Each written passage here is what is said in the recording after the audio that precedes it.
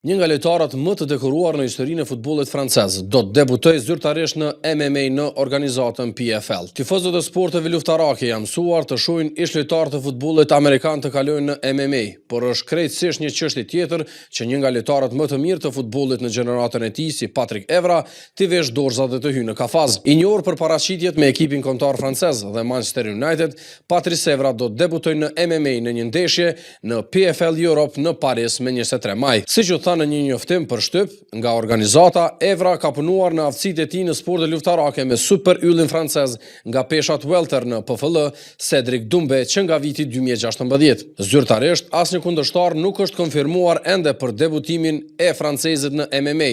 Megjithatë, kur është pyetur se kënd do ta dëshironte për kundërshtar, ai ka deklaruar që Luis Suarez do të ishte ideal, shkaku konfrontimeve që kishin këta dy si futbollist kundërshtar. A mundet Patrice Evra të jetë i suksesshëm në MMA si në futboll? Na komentoni.